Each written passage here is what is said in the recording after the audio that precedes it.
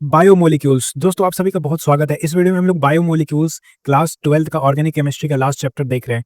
ठीक है, बहुत ही इंपॉर्टेंट चैप्टर है ये, बहुत अच्छे तरीके से इस चैप्टर को देखना। ठीक है, तो टॉपिक हम लोग इसमें कवर करने वाले हैं, वो टॉपिक है carbohydrates, then amino acids and protein, then enzyme, then vitamins, nucleic acid and hormones. ठीक है, और एनसीईआरटी के मैं आपके लिए बहुत सारे कटआउट्स लेके आया हूँ ताकि आपको ये चैप्टर अच्छे से समझ में आ जाए और एनसीईआरटी भी क्लियर हो जाए। ठीक है, एंड इसमें सबसे ज्यादा इंपॉर्टेंट ये कार्बोहाइड्रेट एंड अमीनो एसिड्स वाला पार्ट है। ठीक है, तो स्टार्ट करते हैं कार्बोहाइड्रेट से। देखो, कार्बोहाइड्रेट हम लोग जानते हैं कुछ कॉमन कार्बोहाइड्रेट से केन, शुगर और ग्लूकोज होता है। देखो, पहले कार्बोहाइड्रेट को कैसे क्लासिफाई करते थे, इस फॉर्मूले में जो फिट आ जाए वो कार्बोहाइड्रेट कहलाएगा, है ना, यानी कि CxH2O। ठीक है, CxH2O इस फॉर्मूले में यदि कोई फिट आ जाए तो वो कार्बोहाइड्रेट कहलाएगा, यानी कि considered as hydrates of carbon. ठीक है, और यदि ग्लूकोज देखा जाए तो C6H12O6 होता है, ये भी इस फॉर्मूले में फिट हो जाता था, यानी कि C6H2O6। ठीक है, बट कुछ ऐसा भी चीजें देखने को मिली जो कि कार्बोहाइड्रेट नहीं था फिर भी इस फॉर्मूले में फिट हो गया, और जो कि कार्बोहाइड्रेट था फिर भी इस फॉर्मूले में फिट नहीं हुआ। जैसे कि एसिटिक एसिड, ये कोई कार्बोहाइड्रेट नहीं है, इसका फॉर्मूला होता है CH3COOH। ठीक है, ये इस फॉर्मूले में जो यहाँ पे CxH2O था इसमें फिट हो गया, बट ये कार्बोहाइड्रेट नहीं है, तो यहाँ इसका ड्रॉबैक आ गया इस फॉर्मूले का। और क्या, और जैसे कि आपके पास रेमनोज, इसका फॉर्मूला होता है आपके पास C6H12O5। ठीक है, ये एक कार्बोहाइड्रेट है बट इस फॉर्मूले में ये फिट नहीं हो रहा था, तो यहाँ पे भी एक ड्रॉबैक आ गया। तो ये जो डेफिनेशन ये सभी के लिए फिट नहीं था, तो एक नया डेफिनेशन आया कि कार्बोहाइड्रेट में भी defined as optically active polyhydroxy और अल्डिहाइड एंड कीटोन होने चाहिए। ये ऐसे कंपाउंड जो हाइड्रोलिसिस के बाद ये सभी दे दें। ठीक है, हाइड्रोलिसिस के बाद ऐसे कंपाउंड दे जिसमें ये तीनों चीज देखने को मिले, है ना, यानी कि ऑप्टिकल एक्टिविटी देखने को मिले, ऑप्टिकली एक्टिव, पॉलीहाइड्रोक्सी यानी कि OH ग्रुप ज्यादा होने चाहिए, एक से ज्यादा होने चाहिए, और उसमें अल्डिहाइड एंड कीटोन का ग्रुप आना चाहिए। ठीक है, ये कंडीशन फुलफिल होगा तभी हम लोग अब कार्बोहाइड्रेट कह पाएंगे। समझ में आ गया? जैसे कि यहाँ पे सम ऑफ कार्बोहाइड्रेट जो स्वीट इन टेस्ट होते हैं उनको हम लोग शुगर बोलते हैं। मोस्ट कॉमन शुगर जो घर में इस्तेमाल करते हैं वो सुक्रोज होता है। ठीक है, चलो क्लासिफिकेशन ऑफ कार्बोहाइड्रेट्स देखें तो इसको देखो, सबसे पहले हम लोग हाइड्रोलिसिस के बेसिस पे क्लासिफाई करते हैं, मोनोसेक्राइड, ओलिगोसेक्राइड एंड पॉलीसेक्राइड। जो मोनोसेक्राइड है ये कैन नॉट बी हाइड्रोलाइज्ड, ये और हाइड्रोलिसिस नहीं हो सकता है। ठीक है, क्योंकि बाकी के जो ये है ओलिगोसेक्राइड एंड पॉलीसेक्राइड, ये हाइड्रोलिसिस होके हाइड्रोलाइज्ड होके मोनोसेक्राइड बनाते हैं। ठीक है, ये सबसे सिंपलेस्ट यूनिट है, ये और हाइड्रोलाइज नहीं हो सकता है। इसके एग्जांपल हो जाएंगे आपके पास glucose, fructose, ribose, mannose etcetera. ठीक है, एंड अबाउट 20 आर नोन, करीब करीब 20 मोनोसेक्राइड अभी नोन है। ओलिगोसेक्राइड का बात किया जाए तो हाइड्रोलाइज टू गिव 2 से 10 मोनोसेक्राइड। ठीक है, 2 से 10 तक मोनोसेक्राइड ये हाइड्रोलिसिस पे दे देता है, और यदि 2 मोनोसेक्राइड दिया तो फिर हम लोग उसको डाइसेक्राइड बोलते हैं। ठीक है, और डायोसेक्राइड में ज्यादा ही कॉमन होता है। ठीक है, ओलिगोसेक्राइड का में जो डाइसेक्राइड वाला है वही कॉमन होता है। ठीक है, डाइसेक्राइड जैसे आपका हो जाएगा सुक्रोज, माल्टोस, लैक्टोज। अभी हम लोग इसको आगे देखने वाले हैं डिटेल में। सुक्रोज किस चीज से बनता है, ये ग्लूकोज फ्रक्टोज से बनता है। माल्टोज जो है ये हाइड्रोलिसिस से फिर ग्लूकोज एंड ग्लूकोज दे देगा। ठीक है, सुक्रोज ग्लूकोज एंड फ्रक्टोज देगा, माल्टोज माल्टेज जो है ये ग्लूकोज एंड ग्लूकोज दे देगा, एंड लैक्टोज ग्लूकोज और गैलेक्टोज देता है। ठीक है, पॉलीसेक्राइड का बात किया जाए तो ये लार्ज नंबर ऑफ मोनोसेक्राइड देता है हाइड्रोलिसिस पे। ठीक है, जैसे इसका एग्जांपल हो जाएगा सेलुलोज, स्टार्च, ग्लाइकोजन, गम्स, है ना। देखो एनसीईआरटी में लिखा हुआ है कि जो पॉलीसेक्राइड है ये स्वीट इन टेस्ट नहीं होता है। ठीक है, इसलिए हम लोग इसको नॉन शुगर बोलते हैं, है ना। चलो अब on the basis of carbon देखा जाए, और ये हम लोग फॉर मोनोसेक्राइड देख रहे हैं। ठीक है, सो देखो यदि नंबर ऑफ कार्बन 3 है तो जनरल टर्म हम लोग यहाँ पे ट्राइओज लिखते हैं, इसमें जो सफिक्स आता है वो ओज आता है। ठीक है, सो नंबर ऑफ कार्बन यदि 3 है तो ट्राइओज, है ना। तो अल्डिहाइड के लिए हो जाएगा एल्डो ट्राइओज, कीटोन के लिए कीटो ट्राइओज। नंबर ऑफ कार्बन 4 है तो जनरल टर्म टेट्रोज, अल्डिहाइड के लिए एल्डो टेट्रोज, कीटोन के लिए कीटो टेट्रोज। नंबर ऑफ कार्बन 5 है तो पेंटोज, अल्डिहाइड के लिए एल्डो पेंटोज, कीटोन के लिए कीटो पेंटोज। ठीक है, नेक्स्ट है reducing sugar and non reducing sugar. Reducing sugar में फ्री अल्डिहाइड और कीटोन ग्रुप होता है। ठीक है, ये रिड्यूसिंग एजेंट जैसा एक्ट करता है। वहीं पे नॉन रिड्यूसिंग शुगर में bonded aldehyde and ketone group होता है, और ये रिड्यूसिंग एजेंट जैसा एक्ट नहीं करता है। ठीक है, जो रिड्यूसिंग शुगर है इसमें हमें हेमी एसिटल लिंकेज देखने को मिलता है, और यदि हेमी एसिटल देखने को मिला तो फिर ये फिर सभी चीज दे देगा, है ना, यानी कि टॉलरेंट टेस्ट भी देता है, फेलिंग टेस्ट भी देता है रिड्यूसिंग शुगर, एंड ये म्यूटा रोटेशन भी कर सकता है। बट वहीं पे नॉन रिड्यूसिंग शुगर ना ही टॉलरेंट टेस्ट देगा, ना फेलिंग देगा, हेमी एसिटल लिंकेज में नहीं होता है, ये म्यूटा रोटेशन भी नहीं कर सकता है।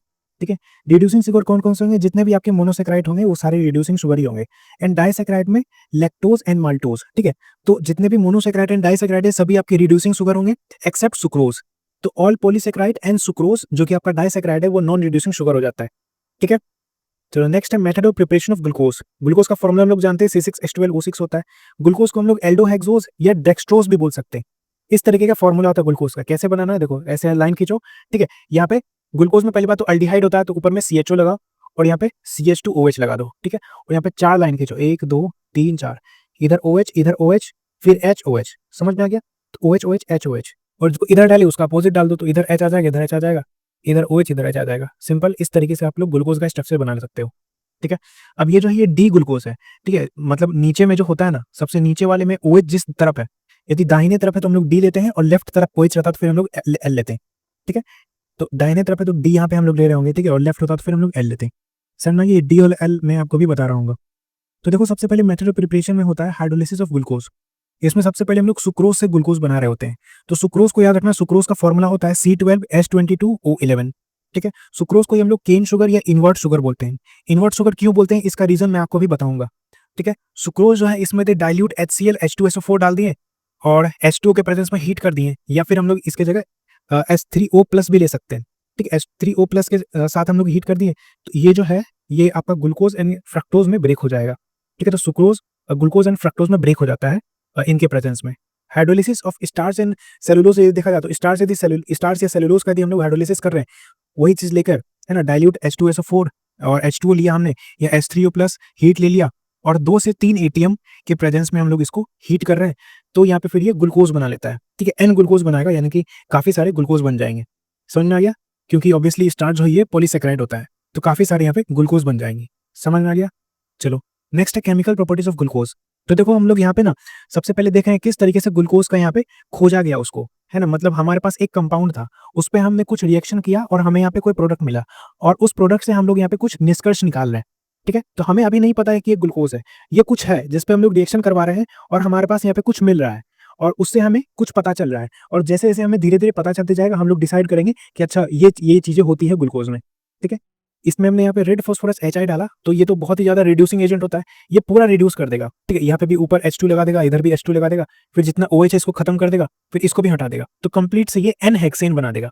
इससे हमें पता चला इस रिएक्शन से this reaction confirms all 6 carbon are linked in a straight chain. इससे हमें पता चला कि सारे कार्बन स्ट्रेट चेन में लिंक्ड होते हैं। ठीक है, हम लोग एक्चुअली यहाँ पे ग्लूकोज में क्या क्या प्रॉपर्टी हो सकता है वो चीजों का यहाँ पे हम लोग एनालिसिस कर रहे हैं। समझ में आ गया? अब जैसे देखो यहाँ पे हमने इसमें हाइड्रोक्सिल अमीन डाल दिया, तो हाइड्रोक्सिल अमीन से क्या हुआ, यहाँ पे हाइड्रोक्सिल अमीन का फॉर्मूला होता है NH2OH। इसमें क्या हुआ, ये हाइड्रोक्सिल अमीन ग्लूकोज को ऑक्साइम में कन्वर्ट कर देगा। कैसे?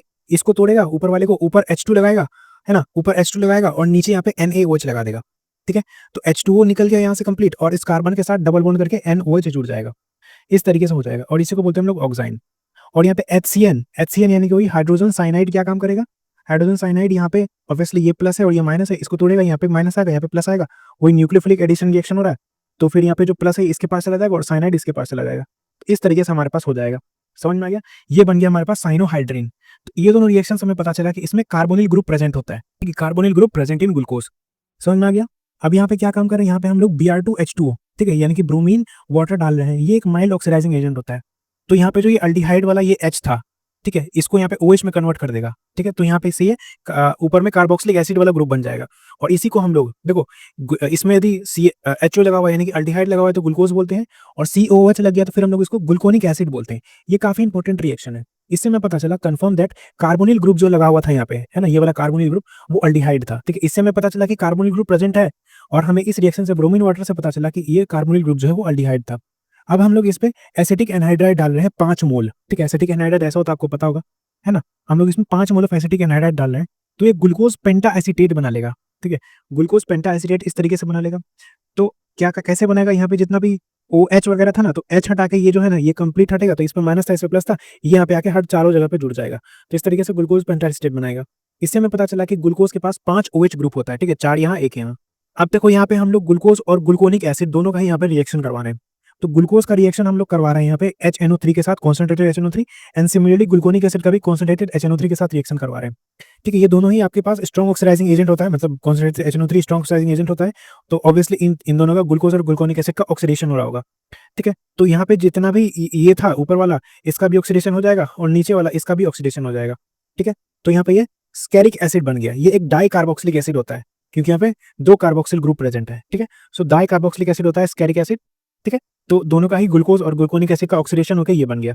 तो इससे हमें पता चला this confirm presence of primary यानी कि 1 डिग्री OH, ठीक है, और अल्कोहलिक ग्रुप। ठीक है, प्राइमरी अल्कोहलिक ग्रुप के बारे में हमें इस रिएक्शन से पता चला। नेक्स्ट यहाँ पे हम लोग फिनाइल हाइड्रोजन डाल रहे हैं, तो ग्लूकोज और फिनाइल हाइड्रोजन डालेंगे, है ना, माइल्ड बेसिक मीडियम है, ये माइल्ड बेसिक मीडियम है, 3 मोल डालते हैं, याद रखना इसको, 3 मोल डालते हैं तो ये ओसाजोन का फॉर्मेशन कर देता है।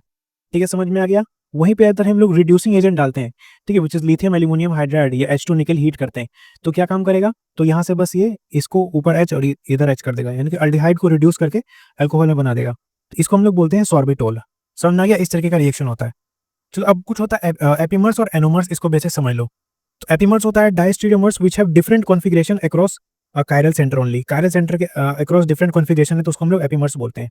और एनोमर्स होता है cyclic epimers that differ at C1 या C2 पोजीशन पे, यदि वो डिफर हो जाए, ठीक है, एक पोजीशन पे यदि वो डिफर हो तो देखो यहाँ पे एपिमर्स क्या क्या हो जाएंगे, ये ग्लूकोज का स्ट्रक्चर है, ये मेनोज का स्ट्रक्चर है। ग्लूकोज का स्ट्रक्चर में मैंने आपको बताया था इस तरीके से होता है, यहाँ पे OH OH H OH होता है, ठीक है। और यहाँ पे यदि इस कार्बन 2 को पकड़ लिया जाए और मेनोज अगर इसको बनाना हो ग्लूकोज को, तो बस इसको पलट दो, इधर OH लेके आ जाओ, इधर H आ जाओ, तो वही हमने यहाँ पे किया है, ठीक है। तो कार्बन 2 का पोजीशन हमने बस बदल दिया तो वो मेनोज बन जाएगा, ठीक है। तो इसी लोग इसको हम लोग बोलते हैं C2 एपिमर्स, यानी कि 2 कार्बन पे, दूसरे नंबर कार्बन पे जो कॉन्फ़िगरेशन है वो चेंज हो गया है। वहीं पे यदि चौथे कार्बन पे यदि कॉन्फ़िगरेशन चेंज कर दिया जाए, यानी कि OH इधर H इधर कर दिया जाए, तो इस तरीके से बन जाएगा। तो इसी को हम लोग बोलते हैं गैलेक्टोज। समझ में आ गया। तो ग्लूकोज और गैलेक्टोज जो है ये एक C4 एपिमर है। इन दोनों को अच्छे तरीके से याद रखना। ग्लूकोज एंड मेनोज, ग्लूकोज और मेनोज जो है ये C2 एपिमर्स है, एंड ग्लूकोज और गैलेक्टोज जो है ये एक C4 एपिमर है। समझ में आ गया। चलो एनोमर्स का बात किया जाए तो ये साइक्लिक एपिमर है C1 C2। अब जैसे यहाँ पे देखो ये ग्लूकोज का स्ट्रक्चर्स है, अल्फा ग्लूकोज और बीटा ग्लूकोज अभी हम लोग आगे देखेंगे। तो अल्फा ग्लूकोज में क्या होता है कि देखो ग्लूकोज में पहली बात तो पायरेनोज वाला रिंग होता है, एंड इसमें 6 मेंबर्स होते हैं, तो 1 2 3 4 5 6, इसमें 5 कार्बन और 1 ऑक्सीजन होता है, ठीक है। अल्फा वाले में क्या होता है कि कार्बन नंबर 1 पे OH ग्रुप नीचे पे होता है, और बीटा वाले पे क्या होता है कि कार्बन नंबर 1 पे OH ग्रुप ऊपर की तरफ होता है। अब देखो क्या है कि फर्स्ट नंबर कार्बन पे जो कॉन्फ़िगरेशन है वो चेंज हो गया और ये साइक्लिक कंपाउंड है, तो इसीलिए हम लोग इसको एनोमर बोलते हैं। तो ये जो है आपके पास alpha D glucopyranose and beta D glucopyranose, actually glucopyranose glucose ही है, और पायरेनोज क्योंकि इसमें पायरीन रिंग प्रेजेंट होता है। अभी हम लोग आगे देखेंगे इसके बारे में, स्ट्रक्चर ऑफ ग्लूकोज में। तो अल्फा ग्लूकोज और बीटा ग्लूकोज ये आपके पास C1 एनोमर होता है, इस बात को अच्छे तरीके से याद रखना, ठीक है। और फ्रक्टोज में अगर देखा जाए तो फ्रक्टोज का अल्फा और बीटा C2 एनोमर होता है, ठीक है। इसमें C1 एनोमर, उसमें फ्रक्टोज में C2 एनोमर, ठीक है। नाउ नेक्स्ट है स्ट्रक्चर ऑफ ग्लूकोज। तो ग्लूकोज को हम लोग correctly D and plus glucose बोलते हैं। सो देखो डी, जैसा कि मैंने बताया था, यदि OH राइट साइड आ रहा है यानी कि दाएं ओर आ रहा है तो उसको हम लोग डी ग्लूकोज बोलते हैं, है ना, OH ऑन राइट साइड। और वहीं पे यदि लेफ्ट साइड आ रहा है तो फिर हम लोग उसको एल बोलते हैं, ठीक है, एल ग्लूकोज, यानी कि OH ऑन लेफ्ट साइड।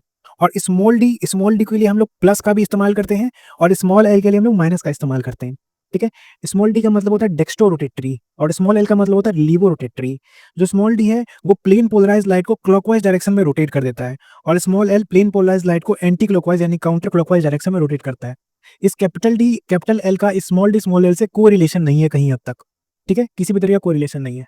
तो देखो डी प्लस ग्लूकोज हम लोग बोलते हैं ग्लूकोज को। जो डी है वो इसका कॉन्फ़िगरेशन को रिप्रेजेंट करता है कि ये राइट आएगा या लेफ्ट जाएगा, और प्लस है ये इसका डेक्स्ट्रो रोटेटरी नेचर को बताता है, यानी कि प्लेन पोलराइज्ड लाइट को क्लॉकवाइज डायरेक्शन में ये रोटेट कर देगा, ठीक है। जो कैपिटल डी कैपिटल एल इसका कोई रिलेशन नहीं है ऑप्टिकल एक्टिविटी से, ऑप्टिकल एक्टिविटी से भी कोई रिलेशन नहीं है, और स्मॉल डी और स्मॉल एल से भी कोई रिलेशन नहीं है। समझ में आ गया, इसको अच्छे तरीके से याद रखना। Now test of glucose. अब देखो ये काफी इंपॉर्टेंट पॉइंट है, ठीक है, इससे क्वेश्चन भी आया हुआ है। तो ग्लूकोज कौन कौन से टेस्ट देता है और कौन से नहीं देता है, इसको अच्छे तरीके से याद रखना।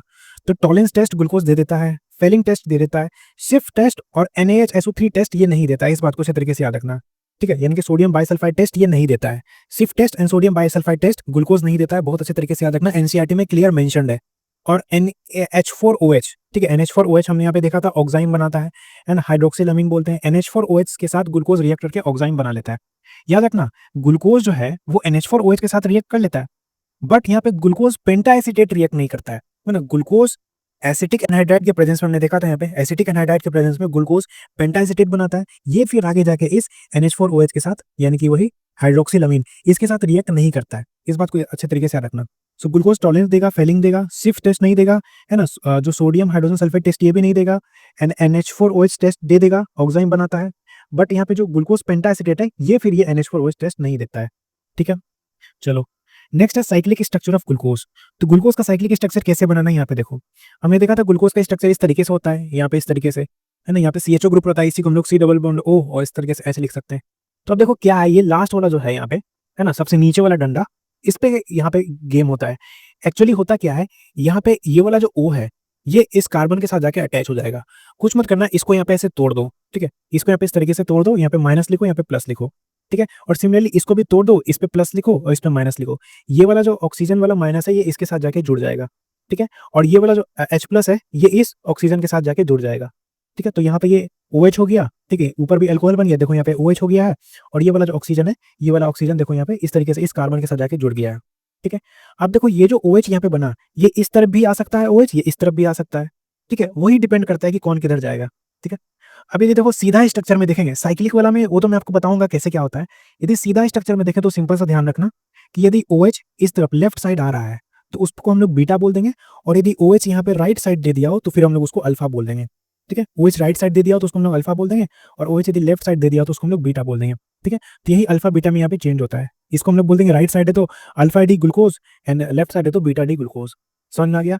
तो देखो अल्फा और बीटा में क्या डिफरेंस है, इसका एक्चुअली मेल्टिंग पॉइंट भी अलग अलग होता है। तो पहली बात तो अल्फा का देखा जाए, अल्फा ग्लूकोज तो obtain by crystallisation from concentrated solution of glucose at 303 kelvin, ठीक है। क्रिस्टलाइजेशन सॉल्यूशन से ऑब्टेन होता है ना, crystallisation solution from concentrated solution of glucose at 303 kelvin से। और अल्फा का मेल्टिंग पॉइंट 419 केल्विन होता है। वहीं पे बीटा जो है ये obtain by crystallisation from hot and saturated aqueous solution से होता है। ये कॉन्सेंट्रेटेड सॉल्यूशन ऑफ ग्लूकोज यानी ये hot saturated aqueous solution at 371 kelvin, ठीक है। इसका टेम्परेचर यहाँ पे ज्यादा है, इसका कम है। ऑब्वियसली यहाँ पे देखो इसका मेल्टिंग पॉइंट भी उसी तरीके से हो जाएगा। इसका जो मेल्टिंग पॉइंट है बीटा वाले का, इसका मेल्टिंग पॉइंट ज्यादा होता है, ठीक है। तो याद रखना बीटा का मेल्टिंग पॉइंट अल्फा से ज्यादा होता है। बीटा का मेल्टिंग पॉइंट होता है 423 केल्विन एंड अल्फा का होता है 419 केल्विन, ठीक है। अब देखो ग्लूकोज में इस तरीके से पायरान रिंग प्रेजेंट होता है। याद रखना ये एरोमेटिक नहीं है ना, ये एरोमेटिक नहीं होता है, इस बात को अच्छी तरीके से याद रखना, क्योंकि इसमें कहीं देखो मतलब वही कॉन्जुगेशन देखने को नहीं मिलता है। ये 6 मेंबर रिंग है, 1 2 3 4 5 6, जिसमें 1 ऑक्सीजन है और 5 यहाँ पे कार्बन है और 2 डबल बॉन्ड देखने को मिलता है। तो इस स्ट्रक्चर को भी अच्छे तरीके से याद रखने ला, ठीक है।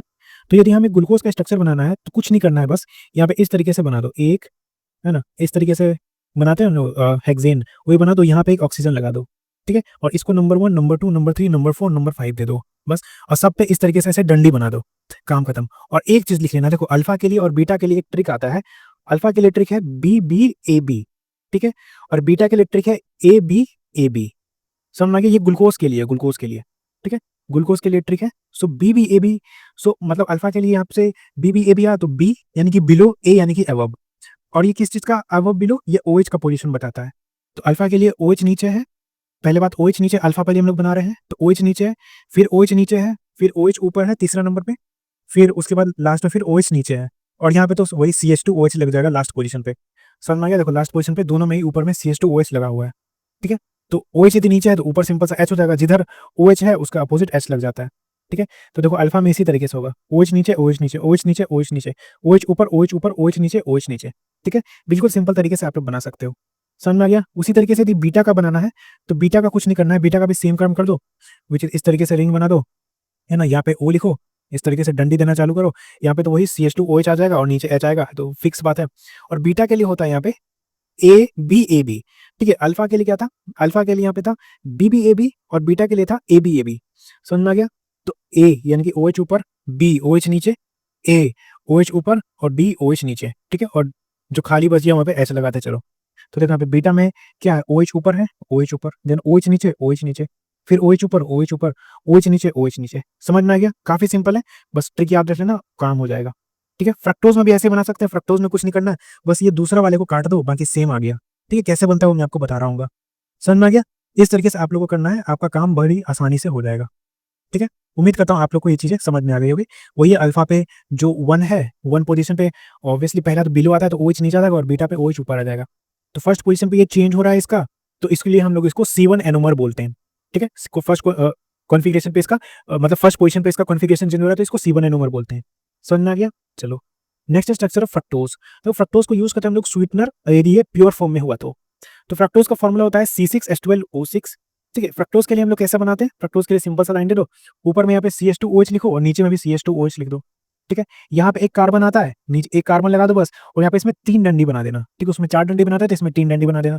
यहाँ पे अल्डी इसमें कीटोन ग्रुप आता है फ्रक्टोज में, ठीक है, इसको कीटो हेक्सोस बोलते हैं, ठीक है। फ्रक्टोज को कीटो हेक्सोस बोलते हैं, याद रखना। बस कुछ नहीं करना है, जैसे इसमें OH लगाते थे, OH OH H करो, फिर HH OH कर दो, बस सिंपल सा बनाना है। 2-4 बार आप इसको बनाओगे तो आपको अच्छे तरीके से हो जाएगा। और ये भी यहाँ पे इसमें डी फॉर्म आता है और ये लीवो रोटेटरी होता है, इस बात को याद रखना, ठीक है। लीवो रोटेटरी मतलब लेफ्ट में नहीं, मतलब लीवो रोटेटरी तो प्लेन पोलराइज्ड लाइट है। डी और कैपिटल डी कैपिटल एल अलग है, स्मॉल डी स्मॉल एल अलग है, इसमें कंफ्यूज मत हो जाना। समझ में आ गया? इसमें ये कैपिटल डी होगा यानी कि दाईं ओर है, नीचे वाला OH, ठीक है। तो फ्रक्टोज मोलिकुलर फॉर्मूला ये होता है ना। इसमें कीटोनिक फंक्शनल ग्रुप होता है, ठीक है। ये डी सीरीज में आता है और लीवो रोटेटरी होता है, यानी कि इसको लिख सकते हैं डी और माइनस फ्रक्टोज। इसका ओपन चेन स्ट्रक्चर होता है, जैसे कि यहाँ पे ये दिखा हुआ है। इसमें फ्यूरान रिंग प्रेजेंट होता है और ये एरोमेटिक होता है, इस बात को याद रखना, ठीक है। ये जो है ये एरोमेटिक होता है, क्योंकि यहाँ पे इसका लोन पेयर होगा तो 1 2 3 4 5 6 6 यहाँ पे इस तरीके से यहाँ पे इलेक्ट्रॉन देखने को मिल रहा है, तो ये एरोमेटिक होगा, ठीक है। हैकल्स रूल को फॉलो कर रहा है। इसमें 5 मेंबर होते हैं, 1 2 3 4 5, जिसमें 1 ऑक्सीजन है और 4 कार्बन है, ठीक है। इसमें सिंपल सी बात है, सेम हो रहा होगा यहाँ पे। क्या होगा, इसको तोड़ो, यहाँ पे प्लस बनाओ, यहाँ पे माइनस बनाओ, ठीक है। सिमिलरली इसको तोड़ो, इस पे प्लस बनाओ, इस पे माइनस बनाओ। तो ये जो O है ये इस कार्बन के साथ जाके जुड़ेगा और ये जो प्लस है इसके साथ जाके OH बना लेगा, ठीक है। तो C के साथ यहाँ से एक OH आ गया और एक OH पहले से था, ठीक है। तो C के साथ देखो एक यहाँ पे OH पहले से है और एक जो नया OH यहाँ पे इस तरीके से बन गया, ठीक है। एंड अगेन यहाँ पे ये अगर ये राइट साइड बना है तो इसको हम लोग अल्फा बोलेंगे इस वाले स्ट्रक्चर में, ठीक है। इस वाले स्ट्रक्चर में रिंग वाले में होंगे तो रिंग वाले में तो मैं वही ABAB करके बता रहा हूँ। तो अभी यहाँ पे यदि राइट साइड OH है, इसमें क्या था, इसमें पे देखो राइट साइड था, तो राइट साइड के लिए हम लोग क्या लेते थे, अल्फा लेते थे, और लेफ्ट साइड के लिए बीटा लेते थे। सिमिलरली इसमें भी OH यदि राइट साइड है तो अल्फा ले रहे हैं, और OH यदि लेफ्ट साइड है तो फिर हम लोग बीटा ले रहे हैं। समझ में आ गया, इस तरीके से करना है। और इसमें स्ट्रक्चर कैसे बनाना है, देखो इस स्ट्रक्चर को ना साइक्लिक वाले को हम लोग हेवार्थ स्ट्रक्चर भी बोलते हैं। समझ में आ गया। इसको देखो कैसे बनाना है, इसको बनाने का काफी सिंपल तरीका है। इसमें 5 रिंग बनाना है, उसमें 6 रिंग बनाया था हमने, इसमें इस तरीके से 5 रिंग बना दो, ठीक है। ऐसे 5 रिंग बना दो और इसमें लिख दो, जैसे अल्फा का बनाना है, अल्फा के लिए हम लोग BBAB लिखो और इस वाले को काट दो, बस बीच सेकंड वाले को काट दो। तो सब में पहले इस तरीके से बॉन्डिंग कर दो यहाँ पे ऐसे करके, ठीक है। अच्छा यहाँ पे एक सेकंड, इस पे तो O आएगा ना, एक ऊपर O भी आएगा ना, ऑब्वियसली ये वाला O।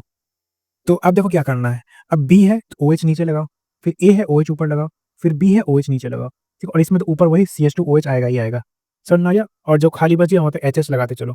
तो देखो ये अल्फा का है, ठीक है, ये अल्फा वाला था। अल्फा में नीचे OH है तो अल्फा में देखो नीचे OH है, ठीक है। अच्छा यहाँ पे भी एक आएगा ना, यहाँ पे देखो इसमें जो है ना, इसमें पहले इस वाले पे ये जो है यहाँ वाला ये दूसरा कार्बन होता है, इसमें इसमें एक ऊपर में भी CH2OH आता है इसमें, ठीक है। पहला कार्बन ये होता है और ये वाला दूसरा कार्बन होता है, इस बात को अच्छे तरीके से याद रखना, ठीक है। देखो ये वाला जो है ये दूसरा कार्बन और पहला कार्बन ऊपर में रहता है, तो इसमें इधर भी CH2OH आएगा, इधर भी CH2OH आएगा, ठीक है। सो देखो इसमें नीचे OH है, नीचे OH है, ऊपर OH है, फिर ऊपर OH है, नीचे OH, नीचे OH, फिर वही ऊपर CH2OH, CH2OH। समझ में आ गया, इस तरीके से करना है। वहीं पे यदि बीटा का बना दिया जाए तो बीटा में क्या काम करना है, सिंपल है, वही इस तरीके से कर दो, बना दो। आपके पास फ्यूरान रिंग, यहाँ पे O लगाओ, इस तरीके से यहाँ पे डंडी दो, और बीटा के लिए लिखना है यहाँ पे AB AB और बीच वाले को काटो। सो अबव यानी कि ऊपर, अबव यानी कि अगेन ऊपर, और बिलो यानी कि नीचे। तो इधर तो CH2OH आ जाएगा, यहाँ पे H आ जाएगा, इधर H आ जाएगा, इधर H आ जाएगा, और यहाँ पे CH2OH आ जाएगा। सो देखो बीटा वाले के लिए ये वाला यहाँ पे फर्स्ट कार्बन है और ये सेकंड कार्बन है, ठीक है। तो बीटा वाले के लिए देखो यहाँ पे OH ऊपर है, OH ऊपर है, OH ऊपर है, OH ऊपर है, OH नीचे है, OH नीचे है, फिर CH2OH ऊपर, CH2OH ऊपर है। समझ में आ गया, काफी सिंपल होता है, बस आप लोग ट्रिक याद रख लेना, आराम से हो जाएगा, ठीक है। और इन दोनों को हेवार्थ स्ट्रक्चर बोलते हैं। और इसमें देखो यहाँ पे दूसरे पोजीशन पे यहाँ पे जो OH का कॉन्फ़िगरेशन है वो चेंज हो रहा है, तो इन दोनों को इस वजह से हम लोग यहाँ पे C2 एनोमर्स बोलते हैं, ठीक है। NCERT में भी दिया हुआ है आपके, इसको C2 एनोमर्स यहाँ पे हम लोग बोलते हैं। समझ में आ गया, अच्छे तरीके से याद रखना। और देखो इसको हम लोग ऑब्वियसली जो फ्रक्टोज उसको कीटोहेक्सोस बोलते हैं, है ना। ये फ्रूट्स, हनी और वेजिटेबल्स में हो सकता है, ठीक है। नाउ नेक्स्ट है डाइसैकेराइड्स। हमने मोनोसैकेराइड्स देख लिया, ग्लूकोज एंड फ्रक्टोज। तो सुक्रोज जो है यही सबसे ज्यादा कॉमन शुगर होता है और इसको इन्वर्ट शुगर बोलते हैं। क्यों बोलते हैं ये पूरा देखो यहाँ पे रीजन दिया हुआ है, अभी हम लोग देखेंगे। तो सबसे पहले बात, जो सुक्रोज है उसका हाइड्रोलिसिस से alpha D glucose and beta D fructose बनता है, ठीक है। Alpha D glucose and beta D fructose, ठीक है। और इसके बीच में C1C2 ग्लाइकोसिडिक लिंकेज प्रेजेंट होता है ना। यहाँ पे देखो ये सुक्रोज है, सुक्रोज में यहाँ पे देखो alpha D glucose and beta D fructose मिला, और इसके बीच में यहाँ पे 1 and 2, ठीक है। C1 कार्बन 1 एंड कार्बन 2 के बीच में यहाँ पे इस तरीके से लिंकेज देखने को मिलता है, ठीक है। ग्लूकोज का कार्बन 1 एंड फ्रक्टोज का कार्बन 2 के बीच में यहाँ पे हमें लिंकेज देखने को मिलता है, जिसको हम लोग ग्लाइकोसिडिक लिंकेज बोलते हैं, ठीक है। इसको C1C2 ग्लाइकोसिडिक लिंकेज या अल्फा बीटा ग्लाइकोसिडिक लिंकेज बोल सकते हैं, ठीक है। सुक्रोज जैसा कि हम लोग जानते हैं ये नॉन रिड्यूसिंग होता है ना, because reducing group involve in glycosidic bonding. Reducing group जो है यहाँ पे जो ग्लाइकोसिडिक बॉन्डिंग में इन्वॉल्व है, इसलिए इसको हम लोग यहाँ पे नॉन रिड्यूसिंग बोलते हैं। देखो सुक्रोज को इन्वर्ट शुगर क्यों बोलते हैं, यहाँ पे देखो सुक्रोज डेक्स्ट्रोरोटेटरी होता है, पहली बात तो, ठीक है। सुक्रोज डेक्स्ट्रोरोटेटरी होता है, बट यानी कि प्लस होगा इसमें, ठीक है, प्लस होगा, सुक्रोज डेक्स्ट्रोरोटेटरी तो प्लस होगा। उसके बाद हाइड्रोलिसिस होकर क्या होगा, हाइड्रोलिसिस होकर ये डेक्स्ट्रोरोटेटरी ग्लूकोज एंड लीवोरोटेटरी फ्रक्टोज बना देता है, ठीक है, यानी कि plus glucose and minus fructose, ठीक है। अब फ्रक्टोज का जो लीवो रोटेशन है वो -92.4 होता है and dextro rotation of glucose +52.5 होता है, ठीक है। तो देखा जा सकता है जो माइनस वाला है वो ज्यादा होगा, तो नेट हमारे पास माइनस आ गया, इसलिए जो नेट मिक्सचर का है, ठीक है, मिक्सचर का जो हमारे पास नेट डायरेक्शन आया वो लीवो रोटेशन ही आ गया, ठीक है, यानी कि माइनस वाला ही आ गया, ठीक है। तो इसी वजह से जो सुक्रोज है वो यहाँ पे डेक्स्ट्रो रोटेशन शो करता है, बट हाइड्रोलिसिस के बाद है ना जो ये ग्लूकोज और फ्रक्टोज देगा उसमें जो नेट आएगा वो माइनस में आ जाएगा, यानी कि लीवो रोटेशन आ जाएगा मिक्सचर का, ठीक है, इसलिए जो हाइड्रोलिसिस के बाद सुक्रोज का जो साइन है वो चेंज हो गया। ठीक है, जो change in sign of rotation plus से माइनस हो गया, यानी डेक्स्ट्रो रोटेशन से लीवो रोटेशन हो गया, इसीलिए हम लोग इसको इन्वर्ट शुगर बोलते हैं, क्योंकि इसका साइन जो है वो इन्वर्ट हो जाता है। समझ में आ गया, ये कहानी था ना। माल्टोज का बात किया जाए तो माल्टोज हाइड्रोलिसिस होके सिर्फ आपके पास अल्फा डी ग्लूकोज ही देता है। सो 2 molecule of alpha D glucose यहाँ पे दे देगा, और इनके बीच में हमें C1C4 ग्लाइकोसिडिक लिंकेज देखने को मिलेगा। इसको हम लोग अल्फा ग्लाइकोसिडिक लिंकेज भी बोल सकते हैं। याद रखना आप लोग एक बात, जितने भी आपको लिंकेज देखने को मिलेंगे सब में आपके पास C1C4 ही है। ठीक है, एक सुक्रोज को छोड़ के आपके पास सब में C1C4 लिंकेज ही देखने को मिलेगा, सब में। ठीक है, सिर्फ सुक्रोज में C1C2 है, बाकी सब में C1C4 है। ठीक है, और माल्टोज रिड्यूसिंग होता है, देयरफॉर ये टोलिन और फेलिंग दे देगा। ये टोलिन और फेलिंग यहाँ पे नहीं देता है। ठीक है, लैक्टोज, लैक्टोज को हम लोग मिल्क शुगर बोलते हैं। लैक्टोज हाइड्रोलिसिस से beta D galactose and beta D glucose बनाता है। ठीक है, और इसके बीच में भी वही C1 और C4 ग्लाइकोसिडिक लिंकेज होगा। इसको हम लोग बीटा लिंकेज बोल सकते हैं। ठीक है, ये अल्फा लिंकेज था और ये बीटा लिंकेज है, और ये वाला अल्फा बीटा लिंकेज होता है यहाँ पे, और ये रिड्यूसिंग होता है, देयरफॉर टोलिन और फेलिंग दे देगा। चलो, वही यहाँ पे मैंने बताया था, देखो सुक्रोज में है ना, ग्लूकोज का कार्बन 1 एंड फ्रक्टोज का कार्बन 2 यहाँ पे इन्वॉल्व है, तो C1C2 लिंकेज होता है इसमें, C1C2 लिंकेज, ये इसको अल्फा बीटा लिंकेज भी बोल सकते हैं। माल्टोज में ग्लूकोज का कार्बन 1 है ना, और दूसरे वाले ग्लूकोज का कार्बन 4 यहाँ पे इन्वॉल्व होता है। ठीक है, माल्टोज में, तो इसको भी C1C4 लिंकेज बोलते हैं, और इसको अल्फा लिंकेज ही बोल सकते हैं। ठीक है, और लैक्टोज में क्या है, लैक्टोज में गैलेक्टोज का कार्बन 1 एंड ग्लूकोज का कार्बन 4 इन्वॉल्व होता है, तो इसको हम लोग C1C4 लिंकेज बोलते हैं, या फिर हम लोग इसको बीटा लिंकेज भी बोल सकते हैं। ठीक है, चलो नेक्स्ट है पॉलीसेकेराइड। पॉलीसेकेराइड में सबसे पहला है स्टार्च। तो स्टार्च का जो हाइड्रोलिसिस होगा ये सिर्फ अल्फा डी ग्लूकोज दे देता है। ठीक है, n molecule of alpha D glucose दे देगा स्टार्च। ठीक है, सिर्फ अल्फा डी ग्लूकोज देता है, याद रखना है इस बात को। ठीक है, और ये मेन स्टोरेज होता है फॉर प्लांट के लिए। ठीक है, स्टोरेज फॉर प्लांट के लिए होता है, ये प्रेजेंट होता है सीरियल्स, रूट्स, ट्यूबर्स और वेजिटेबल्स में। इसके दो टाइप्स होते हैं, एक अमाइलोज एंड अमाइलोपेक्टिन। अमाइलोज है ये वाटर सोल्यूबल होता है, ये 15 से 20% के आसपास पाया जाता है, और ये अनब्रांच चेन होता है, यानी कि 200 से 1000 यूनिट तक होगा, यानी कि लीनियर होगा। ठीक है, ये लीनियर होता है, और इसमें जो है इसका जो चेन है ये C1 और C4 लिंकेज से जुड़ा हुआ होता है, यानी कि अल्फा लिंकेज होगा। ऑब्वियसली अल्फा है तो अल्फा लिंकेज ही होगा इसमें सिर्फ। ठीक है, तो अमाइलोज में अल्फा लिंकेज होता है। वहीं पे अमाइलोपेक्टिन देखा जाए तो ये वाटर इनसॉल्युबल होता है। ठीक है, 80 to 85% प्रेजेंट होता है ना, 80 to 85% पोर्शन होता है इसका।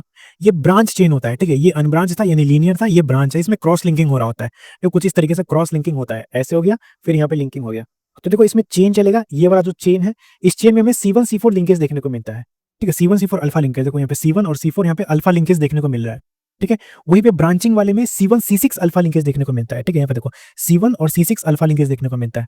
ठीक है, इस बात को अच्छे तरीके से याद रखना। देखो C1C4 सब में ही है। ठीक है, एक सुक्रोज को छोड़ के यहाँ पे सब में C1C4 देखने को मिलता है।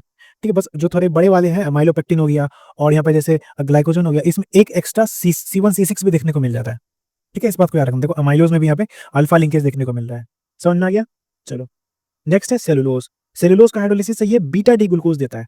ठीक है, यानी कि इसमें बीटा लिंकेज होगा। समझ में आ गया? और ये प्लांट सेल वॉल में प्रेजेंट होता है। ये मोस्ट अबंडेंट ऑर्गेनिक सब्सटेंस है प्लांट किंगडम में। ठीक है, ये स्ट्रेट चेन होता है इसमें, और इसमें C1 C4 लिंकेज होता है और बीटा वाला होता है इसमें, क्योंकि ऑब्वियसली यहाँ पे बीटा डी ग्लूकोज को ही बना रहा है। ठीक है, ग्लाइकोजन का बात किया जाए तो ग्लाइकोजन है ना, जब ब्रेक डाउन हो जाता है, जब बॉडी को रिक्वायर्ड होता है ग्लूकोज का, तो ग्लाइकोजन ब्रेक डाउन होकर अल्फा डी ग्लूकोज बना लेता है। ठीक है, अल्फा डी ग्लूकोज है ना, और ये बिल्कुल अमाइलोपेक्टिन जैसा ही देखने को मिलता है ना, और ये स्टोर्ड इन एनिमल बॉडी। ये एनिमल बॉडी में स्टोर्स होता है एनिमल स्टार्च के फॉर्म में, है ना, और ये इसका जो स्ट्रक्चर है वो सिमिलर होता है अमाइलोपेक्टिन जैसा। ठीक है, और ये प्रेजेंट हो सकता है लिवर, मसल, ब्रेन में, और यीस्ट और फंजाई में भी पाया जा सकता है। ठीक है, इसमें C1 C4 and C1 C6 linkage देखने को मिलता है, जैसा कि हमें अमाइलोपेक्टिन में देखने को मिला था। ठीक, ग्लाइकोजन का देखो इस तरीके से C1 C4 है और C1 और C6 लिंकेज देखने को मिलता है। ठीक, और कौन सा, वही अल्फा वाला लिंकेज मिलेगा। और सेलुलोज में यहाँ पे देखो इस तरीके से बीटा लिंकेज देखने को मिलता है ना, C1 C4 बीटा लिंकेज। समझ में आ गया? चलो नेक्स्ट है अमीनो एसिड्स। अमीनो एसिड जो है ये कार्बोक्सिलिक एसिड और अमीन फंक्शनल ग्रुप से बनते हैं। ठीक है, पहली बात तो इसका कुछ कैरेक्टरिस्टिक्स देख लो। ये कलरलेस होते हैं, हाई मेल्टिंग पॉइंट होता है इनका, high melting point, crystalline solid होते हैं, वाटर सोल्यूबल होते हैं, ये याद रखना, एंड सॉल्ट के जैसा बिहेव करते हैं, क्योंकि इनमें दोनों ही एसिड और बेसिक ग्रुप प्रेजेंट होता है। ठीक है, एसिड और बेसिक ग्रुप प्रेजेंट होता है, इसलिए सॉल्ट के जैसा बिहेव करते हैं। समझ में आ गया? तो देखो इसमें बेसिक ग्रुप वही NH2 ग्रुप होगा, अमीन वाला। ठीक है, और इसमें एसिडिक ग्रुप होगा वही कार्बोक्सिलिक एसिड वाला, और एक R ग्रुप वेरिएबल ग्रुप होता है, जिसके अलग अलग होने से आपका जो अलग अलग अमीनो एसिड है वो फॉर्म होता है। अब देखो इसका ज़्यूटराइन फॉर्म भी बन जाता है ना, जब यहाँ पे इसका जो ये एसिड है ये H+ डोनेट कर देगा, और ये बेस है ये H+ एक्सेप्ट कर लेगा। ठीक है, तो ये H+ डोनेट करेगा, यहाँ पे माइनस आएगा, ये H+ एक्सेप्ट करेगा, ये NH3+ बन जाएगा, इस तरीके से बन जाएगा। तो यहाँ पे इस पे यदि माइनस और प्लस दोनों ही आ जाए एक ग्रुप पे, तो उसको फिर हम लोग ज़्यूटराइन फॉर्म बोलते हैं। ये ओवरऑल न्यूट्रल होता है, क्योंकि इसमें प्लस और माइनस दोनों ही है।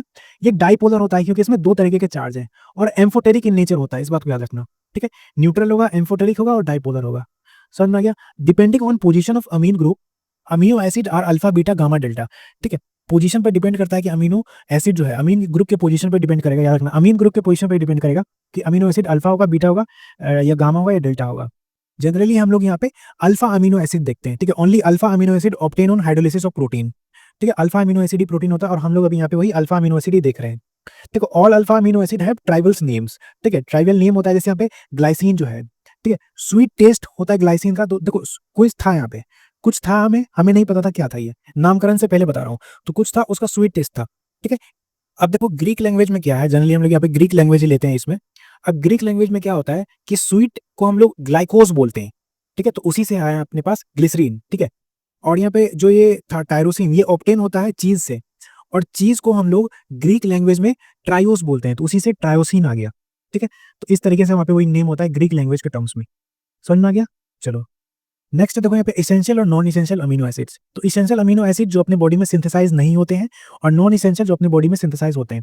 और इसेंशियल अमीनो एसिड को हम लोग बाहर से लेते हैं अपने डाइट के फॉर्म में, क्योंकि अपने बॉडी में सिंथेसाइज नहीं हो रहे होते हैं, ठीक है। तो काफी इंपॉर्टेंट होते हैं।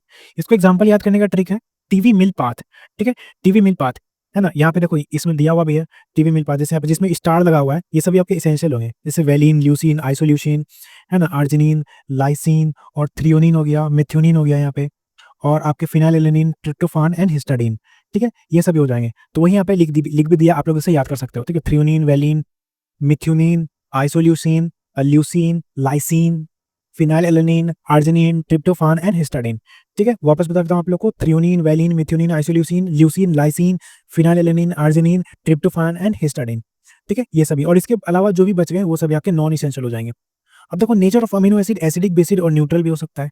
एसिडिक जिसमें एसिड नाम आ गया वही हो जाएंगे, जैसे ग्लूटामिक एसिड और एस्पार्टिक एसिड वाले एसिडिक अमीनो एसिड होते हैं। बेसिक अमीनो एसिड जैसे आर्जिनिन, लाइसिन और हिस्टाडाइन, ये सभी आपके बेसिक अमीनो एसिड होता है। और जो बच गए वो आपके न्यूट्रल अमीनो एसिड होते हैं। अब देखो कुछ अमीनो एसिड जिसमें सल्फर होता है, सल्फर कंटेनिंग अमीनो एसिड होता है, अल्कोहल कंटेनिंग अमीनो एसिड होता है, वो मैं आपको बताऊंगा अभी। एरोमेटिक अमीनो एसिड्स होते हैं। तो सल्फर कंटेनिंग अमीनो एसिड जैसे आपका सिस्टीन एंड मिथ्योनिन है, ठीक है। ऑल अमीनो एसिड जितने भी होते हैं ये आपके ऑप्टिकली एक्टिव होते हैं, एक्सेप्ट ग्लाइसिन, क्योंकि ग्लाइसिन में जो ये आर ग्रुप था वो आपके पास हाइड्रोजन हो जाता है। तो यहाँ पे 2 हाइड्रोजन ग्रुप आ गए, तो इस वजह से ये ऑप्टिकली एक्टिव नहीं होता है, ठीक है। ऑप्टिकली इनएक्टिव हो जाता है। तो ग्लाइसिन को छोड़ के सारे आपके ऑप्टिकली एक्टिव हो जाएंगे, ठीक है। तो अगर आपको बोल दे कि all amino acid are optically active, तो वो स्टेटमेंट गलत होगा, ठीक है, क्योंकि यहाँ पे एक एक्सेप्शन भी आता है। यदि ये बोले all amino acid are optically active except glycine, तो सही है, ठीक है। देखो मोस्ट अमीनो एसिड जो होंगे उनका एल कॉन्फिगरेशन होता है। देखो अमीनो एसिड का D configuration and L configuration दोनों ही होता है, बट ज्यादातर का एल कॉन्फिगरेशन ही है। डी वाला जो है बहुत ही रेयरली देखने को मिलता है, ठीक है। एल कॉन्फिगरेशन यानी कि ये लेफ्ट साइड में होगा, जो ये NH2 ग्रुप है यहाँ पे ये लेफ्ट साइड में होगा, ठीक है। जैसे कि यहाँ पे देखो NH2 ग्रुप यहाँ पे लेफ्ट साइड में दिया हुआ है एल कॉन्फिगरेशन में। तो ये आपके सभी अमीनो एसिड्स हैं, और ये लेटर किससे इसको डिनोट करते हैं, तो आप लोग अच्छे तरीके से याद रखना, ये आपका वर्क भी रहेगा कि ये जो लेटर है इनको भी अच्छे तरीके से आप लोग याद कर लो। तो ग्लाइसिन ऑप्टिकली इनएक्टिव होता है ये, ठीक है। एलिनिन ए से डिनोट करते हैं इसको, valine, leucine, isoleucine, arginine basic amino acid होता है, लाइसिन बेसिक होता है, ग्लूटामिक एसिड, एस्पार्टिक एसिड दोनों ही एसिडिक होता है, ठीक है। थ्रियोनिन और सीरीन का बात किया जाए तो ये alcoholic amino acid, alcohol containing amino acid है, ठीक है। Threonine and serine. वहीं पे सिस्टीन एंड मिथ्योनिन देखा जाए तो ये सल्फर कंटेनिंग अमीनो एसिड्स होता है। समझ में आ गया? देखो यहाँ पे सल्फर है और थ्रियोनिन एंड सीरीन यहाँ पे OH ग्रुप है, ठीक है। और हिस्टाडाइन भी आपके पास बेसिक अमीनो एसिड होता है। And phenylalanine, tyrosine, tryptophan and histidine, ये सभी के सभी आपके एरोमेटिक अमीनो एसिड्स होते हैं। इसको फिनाइलएलेनिन में यहाँ पे देखो बेंजीन वाला ग्रुप है, ठीक है। टायरोसिन में भी फिर यहाँ पे वही बेंजीन वाला ग्रुप है, और ट्रिप्टोफान में यहाँ पे देखो ये अमीनो एसिड यहाँ पे ये हो गया एरोमेटिक। समझ में आ गया? देखो यहाँ पे 1 2 3 4 5 आपस में कॉन्जुगेशन भी है, और यहाँ पे 6 ग्रुप भी है। और हिस्टाडाइन भी आपके पास एरोमेटिक अमीनो एसिड्स होता है, ठीक है। देखो प्रोलीन का बात किया जाए तो यहाँ पे एक ए लिखा हुआ है, ठीक है। इस ए का मतलब होता है इंटायर स्ट्रक्चर, यानी कि ये कंप्लीट स्ट्रक्चर ही बता रहा है, ये किसी के साथ जाके जुड़ेगा नहीं। समझ में आ गया? ये कंप्लीट स्ट्रक्चर ही है, अमीनो एसिड ही दिया हुआ है प्रोलीन का। समझ में आ गया? इसको अच्छे तरीके से याद रखना। चलो नेक्स्ट है यहाँ पे आपके पास प्रोटीन, ठीक है। तो प्रोटीन जो है पॉलीमर ऑफ अमीनो एसिड, यानी कि अलग अलग अमीनो एसिड मिलके यहाँ पे ये बनाएगा प्रोटीन। और इसमें जो लिंकेज होगा है ना, अमीनो एसिड के बीच में जो लिंकेज होता है 2 अमीनो एसिड के बीच में, उसको हम लोग अमाइड लिंकेज बोलते हैं या पेप्टाइड लिंकेज बोल सकते हैं, ठीक है। जैसे कि यहाँ पे देखो ग्लाइसिन एंड एलेनिन है, ठीक है। और किस तरीके से जुड़ता है? वाटर निकलता है। 2 अमीनो एसिड जब भी जुड़ेगा एक वाटर मॉलिक्यूल निकलेगा। जैसे यहाँ पे ग्लाइसिन है, ठीक है। ग्लाइसिन में यहाँ पे देखो ये ऑप्टिकली इनएक्टिव था, और एलेनिन है, तो क्या होगा?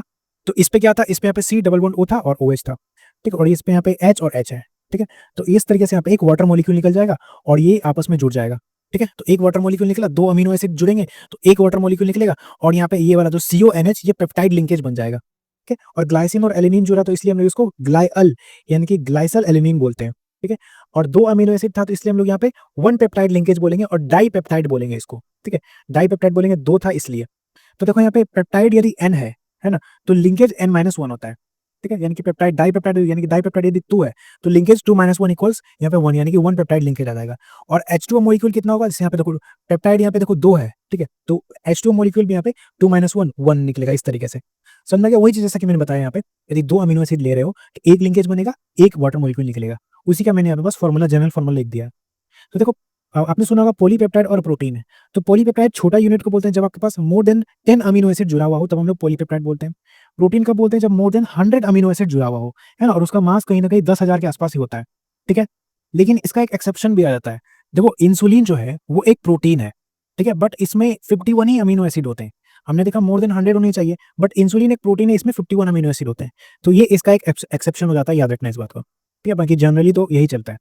देखो पॉलीपेप्टाइड का कैलकुलेशन कभी कभी कई क्वेश्चन आता है। देखो इसको x की पावर n करके याद रख लेना, ठीक है। x यानी कि नंबर ऑफ अमीनो एसिड और n यानी कि जितने भी पॉसिबल हो पेप्टाइड होंगे, जैसे डाइपेप्टाइड, ट्राइपेप्टाइड, टेट्रापेप्टाइड, ठीक है। तो जैसे यहाँ पे ग्लाइसिन और एलिनिन, तो 2 अमीनो एसिड है और फाइंड पॉसिबल ट्राइपेप्टाइड, ट्राइपेप्टाइड के लिए 3 लिख देंगे, तो x की पावर n करेंगे तो 2 की पावर 3 इक्वल्स 8 आ जाएगा, ठीक है। 2 की पावर 3 इक्वल्स 8 आ गया, ठीक है। तो इस तरीके से हम लोग पॉलीपेप्टाइड यहाँ से निकाल सकते हैं। समझ में आ गया? चलो नेक्स्ट है यहाँ पे आइसो इलेक्ट्रिक पॉइंट। भाई देखो न्यूट्रल वाला ज्यूट्राइन फॉर्म है, ज्यूट्राइन फॉर्म में यहाँ पे देखो इसमें माइनस है, एसिड वाले पे और बेस वाले पे प्लस आ गया है, ठीक है। तो अब इसको यदि यहाँ पे हमने बेस दिखाया, बेस के प्रेजेंस में क्या होगा, बेस के प्रेजेंस में जो न्यूट्रल ज्यूट्राइन था ये एनाइनिक हो जाएगा, ठीक है। और एनाइनिक वाले को हम लोग बेसिक आयन बोलते हैं क्योंकि ऑब्वियसली बेस के प्रेजेंस में इधर गया है, ठीक है। यानी कि ये जो OH माइनस था इसके पास ये इसका जो एक्स्ट्रा H प्लस था वो चला जाएगा, ठीक है, और H2 बाहर चल जाएगा, ठीक है। तो इसमें कंप्लीट एक माइनस आ गया, इसको हम लोग एनाइनिक बोलते हैं, ठीक है। और ये बेसिक हो जाएगा, और बेसिक है तो देयरफॉर इसका pH ज्यादा होगा, ठीक है। और फिर से यदि इसको हम लोग H प्लस दे देंगे तो फिर से इसमें एक H प्लस जुड़ जाएगा, तो ये NH3 प्लस बन जाएगा, और फिर से वापस ये न्यूट्रल और ज्यूट्राइन बन जाएगा। और इसका जो pH है वो न्यूट्रल होता है, यानी कि 6 से 8 के बीच में होता है। और इसमें यदि हम लोग H प्लस डाल देंगे, ठीक है, तो H प्लस इसके साथ जुड़ जाएगा, इस वाले के साथ, ठीक है, और यहाँ पे COH बन जाएगा। तो अपने पास सिंपल सा यहाँ पे एक प्लस वाला बचेगा ये वाला, तो इसको हम लोग केटाइनिक बोलते हैं। और ये एसिडिक होता है, एसिडिक आयन होता है ये, और इसका pH कम होता है, इस बात पे याद रखना, ठीक है। और फिर से हम लोग इसमें OH माइनस दे देंगे, तो OH माइनस में क्या होगा, इसका जो H प्लस है यहाँ पे फिर से रिएक्ट कर लेगा, फिर से ये वाला बना लेगा। समझ में आ गया? तो इस तरीके से होता है ना, न्यूट्रल, एनाइनिक और कैटाइनिक, अच्छे तरीके से समझ जाओ। देखो यहाँ पे कुछ इंपॉर्टेंट पॉइंट है एनसीईआरटी का। देखो अमीनो एसिड जैसे मैंने बताया था कलरलेस क्रिस्टलाइन सॉलिड होता है, water soluble high melting point होता है, और सॉल्ट जैसा बिहेव करता है क्योंकि इसमें बहुत एसिडिक वो चीज carboxyl group and basic amino group present होता है, ठीक है। इन एक्वा सॉल्यूशन जो कार्बोक्सिल ग्रुप है वो लूज कर देता है प्रोटोन को, ठीक है। जो कार्बोक्सिल ग्रुप था यहाँ पे है ना OH था, तो अपना ये प्रोटोन को लूज करेगा और वो फिर एक्सेप्ट कर लेगा ये अमीन वाला ग्रुप, ठीक है। Carboxyl group lose proton and amine group accept the proton, और इस तरीके से ज्यूटेराइन फॉर्म वो करनेगा, है ना। डाइपोलर आयन बन जाएगा ज्यूटेराइन फॉर्म, और ज्यूटेराइन डाइपोलर आयन है, ठीक है, डाइपोलर आयन है, यानी कि ये पॉजिटिव नेगेटिव दोनों ही कंटेन करता है। एंड ज्यूटेराइन फॉर्म जो है ये एम्फोटेरिक बिहेवियर शो करता है, ठीक है, and react with both acid and base, ठीक है। देखो बोथ एसिड के साथ, यहाँ पे देखो एसिड के साथ भी रिएक्ट कर रहा है और बेस के साथ भी रिएक्ट कर रहा है, तो बोथ एसिड एंड बेस के साथ ये रिएक्ट कर सकता है, ठीक है। एम्फोटेरिक नेचर बताता है इसका। देखो except glycine all other naturally occurring alpha amino acids are optically active. Obviously glycine में हमने देखा था इसमें 2 H आ जाता है, ठीक है। ग्लाइसिन में हमने यहाँ पे देखा था इस तरीके से 2 H आ जाता है, जिसके कारण से ऑप्टिकली इनएक्टिव हो जाता है, ठीक है। Since all alpha carbon atom are asymmetrical, वही कायरल कार्बन के कारण ऑल जो नेचुरली अकरिंग अमीनो एसिड है वो ऑप्टिकली एक्टिव होता है, ठीक है, एक्सेप्ट ग्लाइसिन। देखो these exist in both D and L form, amino acid दोनों ही डी और एल फॉर्म में एग्जिस्ट कर सकता है, बट मोस्ट नेचुरली जो है वो एल फॉर्म ही होता है, एल कॉन्फिगरेशन, और डी वाला जो काफी रेयर होता है, ठीक है। तो एल अमीनो एसिड जो को रिप्रेजेंट करते हैं by writing NH2 group and left side, obviously मैंने बताया भी था NH2 ग्रुप को हम लोग लेफ्ट साइड डिनोट करते हैं एल में, ठीक है, वही चीज लिखा हुआ है यहाँ पे। चलो नेक्स्ट है टाइप्स ऑफ प्रोटीन। इसमें fibrous protein and globular protein है। फाइब्रस प्रोटीन का लीनियर स्ट्रक्चर होता है, वाटर इनसॉल्युबल होता है ये, इसमें हाइड्रोजन बॉन्ड और डाइसल्फाइड बॉन्ड प्रेजेंट होता है। इसका एग्जांपल क्या है, इसका एग्जांपल है केराटिन मायोसिन। केराटिन कहाँ होता है, जैसे आपका हेयर हो गया, वुल हो गया, सिल्क हो गया, इसमें पर केराटिन होता है, एंड मसल्स में मायोसिन होता है। So keratin myosin these are fibrous protein, remember that. Globular protein का बात किया जाए तो ये कोइल्ड एंड स्फेरिकल होता है, गोल गोल टाइप का ग्लोबुलर, ठीक है, वाटर सॉल्युबल होता है ये, इसमें hydrogen bond, disulphide bond and dipole dipole and van der Waals forces present होता है इसमें। इसका एग्जांपल है आपके पास इंसुलिन, एल्ब्यूमिन एंड हीमोग्लोबिन, ठीक है। अच्छे तरीके से दोनों को याद कर लो।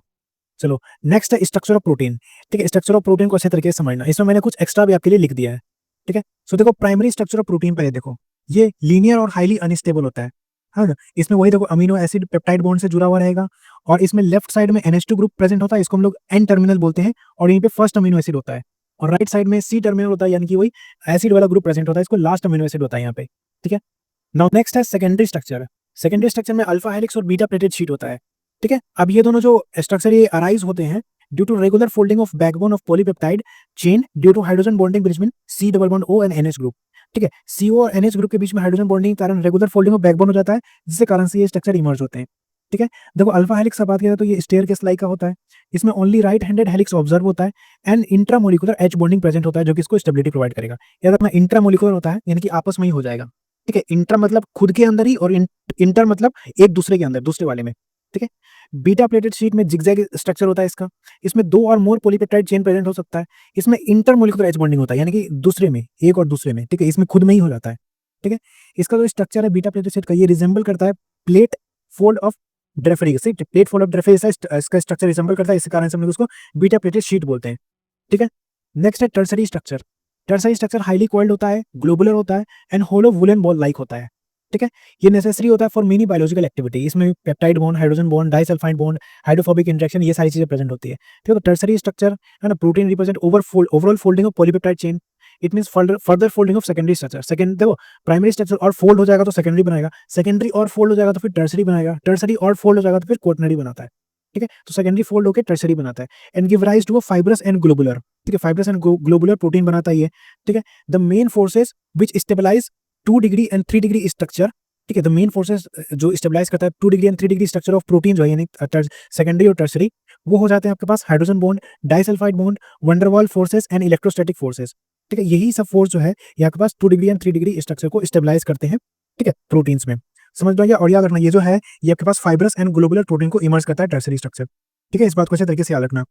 ना क्वाटरनरी स्ट्रक्चर का बात किया जाए तो ये लीनियर है ना, स्ट्रिंग ऑफ स्पेयर लाइक होता है, क्यूब या प्लेट लाइक भी बोल सकते हैं इसको, ये मोस्ट स्टेबल होता है, ठीक है। इसमें एक से ज्यादा पॉलीपेप्टाइड होगा ऑब्वियसली, और ह्यूमन हीमोग्लोबिन में क्वाटरनरी स्ट्रक्चर ही होता है, अच्छे तरीके से याद रखना, ठीक है। हीमोग्लोबिन में क्वाटरनरी स्ट्रक्चर होता है, और हीमोग्लोबिन में हम लोग जानते हैं कि 4 सब यूनिट होता है, जिसमें हीमोग्लोबिन पे 2 अल्फा सब यूनिट होता है, ठीक है, और 2 बीटा सब यूनिट होता है, समझ में आ गया, इस तरीके से होता है।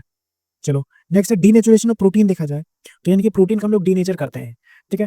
तो देखो ग्लोब्यूल्स हेलिक्स अनकॉइल्ड हो जाएगा, जो ग्लोब्यूल था उसका हेलिक्स अनकॉइल्ड हो जाएगा, है ना, और प्रोटीन लॉस इस बायोलॉजिकल एक्टिविटी, और प्रोटीन का जो बायोलॉजिकल एक्टिविटी है वो भी खत्म हो जाएगा। देखो 1 डिग्री स्ट्रक्चर जो है उसका फिर नहीं हो सकता डीनेचुरेशन, वो रिमेन्स द सेम, इंटैक्ट रहेगा, जैसा था वैसा रहेगा, ठीक है, डू नॉट डीनेचर, है ना। बट 2 डिग्री और 3 डिग्री जो है ये डीनेचर हो जाता है, और डीनेचर होकर अपना 1 डिग्री फॉर्म बना लेगा, समझ में आ गया। 1 डिग्री वैसा का वैसा ही रहेगा, बट 2 डिग्री डीनेचर होकर 1 डिग्री बना लेगा, समझ में आ गया, इस बात को याद रखना। जैसे कि यहाँ पे देखो कोगुलेशन ऑफ एग व्हाइट, है ना, ऑन बॉइलिंग, जब बॉइलिंग करते हैं तो एग व्हाइट का कोगुलेशन हो जाता है, ये भी डीनेचुरेशन ही प्रोटीन का एग्जांपल है। And curdling of milk bye lactic acid bacteria, ठीक है, ये भी आपके पास डीनेचरिंग ऑफ प्रोटीन का ही एग्जांपल है, समझ में आ गया। देखो एनसीईआरटी में डायग्राम दिया हुआ है, प्राइमरी स्ट्रक्चर सीधा होता है, ठीक है, लीनियर वाला, है ना। सेकेंडरी स्ट्रक्चर कुछ इस तरीके का होता है, टर्सरी स्ट्रक्चर देखो सेकेंडरी से बनता है, और क्वाटरनरी स्ट्रक्चर बहुत सारी यदि टर्सरी मिल जाए तो इस तरीके से बनता है, ठीक है। नाउ नेक्स्ट है एंजाइम्स। एंजाइम्स के लिए हम लोग सफिक्स इस्तेमाल करते हैं एस, ठीक है, जैसे इन्वर्टेज, माल्टेज, जाइमेज, डाइस्टेज, यूरेज, इस तरीके से इस्तेमाल करते हैं, ठीक है। एंजाइम जो है बायो कैटलिस्ट होता है ना, यानी कि कैटलिस्ट क्या काम करता है, कैटलिस्ट एक्टिवेशन एनर्जी को डिक्रीज कर देता है, देयरफॉर रेट ऑफ रिएक्शन को इंक्रीज कर देगा। तो एंजाइम वही है, बायो कैटलिस्ट है, यानी कि एंजाइम एक्टिवेशन एनर्जी को डिक्रीज करेगा, देयरफॉर रेट ऑफ रिएक्शन को इंक्रीज कर देता है। ये ग्लोबुलर प्रोटीन्स होते हैं, अच्छे तरीके से याद रखना, है ना, और बहुत ही स्पेसिफिक होते हैं फॉर पर्टिकुलर रिएक्शन या सबस्ट्रेट, ठीक है, काफी स्पेसिफिक होते हैं अपने रिएक्शन के लिए, ठीक है, कुछ भी नहीं कर देंगे, जिस चीज के लिए वो है वही करेंगे। ये ऑक्सीडो रिडक्टेज होते हैं, यानी कि ऑक्सीडेशन रिडक्शन दोनों ही करवा सकते हैं, ठीक है। कुछ एग्जांपल है, याद रखो इसको, जैसे सुक्रोज है, सुक्रोज को हम लोग इन्वर्ट शुगर बोलते हैं, तो सुक्रोज में इन्वर्टेज डालेंगे तो ये ग्लूकोज एंड फ्रक्टोज बना लेगा, ठीक है। माल्टोज में माल्टेज डालेंगे तो ये ग्लूकोज बना लेगा, ठीक है, 2 मोल ऑफ ग्लूकोज बना लेगा, है ना। और ग्लूकोज में यदि जाइमेज डालेंगे तो ये इथाइल अल्कोहल बना लेगा। स्टार्च में डाइस्टेज डालेंगे तो ये माल्टोज बना लेगा, ठीक है, फिर माल्टोज में माल्टेज डालेंगे फिर ग्लूकोज बना लेगा, ठीक है। और यूरिया में, ठीक है, NH2CO NH2 को हम लोग यूरिया बोलते हैं, इसमें यूरेज डालेंगे तो ये अमोनिया बना लेगा, ठीक है, अमोनिया और कार्बन डाइऑक्साइड, है ना। और प्रोटीन्स में यदि पेप्सिन डालेंगे तो ये पेप्टाइड बना लेगा, कहाँ पे, स्टोमक में। और पेनक्रिएटिक ट्रिप्सिन डालेंगे तो ये अमीनो एसिड बना लेगा, ध्यान देना, पेप्सिन डालेंगे तो पेप्टाइड बना लेगा, और पेनक्रिएटिक ट्रिप्सिन डालेंगे तो ये अमीनो एसिड बना लेगा। पेप्टाइड स्टोमक में बनाएगा और अमीनो एसिड इंटेस्टाइन में बनाएगा, और मिल्क में वही लैक्टोबैसिलाई डाल देंगे तो ये कर्ड बना लेगा, समझ में आ गया। चलो नेक्स्ट है वाइटामिन। तो वाइटामिन क्या होते हैं, वाइटामिन जो है ये ऑर्गेनिक कंपाउंड होते हैं, ठीक है, ऑर्गेनिक कंपाउंड होते हैं जो कि हमको अपने डाइट में रिक्वायर्ड होता है ना, स्मॉल अमाउंट हमें अपने डाइट में रिक्वायर्ड होता है, क्यों, ताकि परफॉर्म कर सके स्पेसिफिक बायोलॉजिकल फंक्शन को, ठीक है, for optimum growth and health, optimum growth and health के लिए हमें चाहिए रहता है। ठीक है, और देखो विटामिन के टाइप्स देखा जाए तो ये फैट सोल्यूबल और वाटर सोल्यूबल हो सकता है। ठीक है, फैट सोल्यूबल यानी कि stored in fat storing tissue, जैसे कि लीवर एडिपोज में स्टोर हो जाएगा, है ना। और वाटर सोल्यूबल यानी कि can not stored in our body, water soluble हमारे बॉडी में स्टोर नहीं होता है except vitamin B12। Fat soluble हमारे फैटी टिश्यू में स्टोर हो जाते हैं, लीवर और एडिपोज में। इसको एग्जांपल याद करने का तरीका है फेड के। ठीक है, फेड के। ठीक है, तो फेड के इसको ऐसे तरीके से याद रखना, फेड के। तो ए से हो जाएगा vitamin A, vitamin D, vitamin E and vitamin के। ठीक है, और वाटर सोल्यूबल वही can not store in body because it is water soluble and excreted in urine, क्योंकि ये वाटर सोल्यूबल है देयरफॉर यूरिन के द्वारा ये एक्सक्रीट हो जाते हैं, बाहर निकल जाते हैं। Therefore it required in regular diet, इसलिए हमको ये बार बार डाइट में लेना पड़ता है। समझ में आ गया? ये अपने बॉडी में स्टोर इसलिए नहीं होते हैं वाटर सोल्यूबल वाले, क्योंकि ये यूरिन के द्वारा बाहर निकल जाते हैं।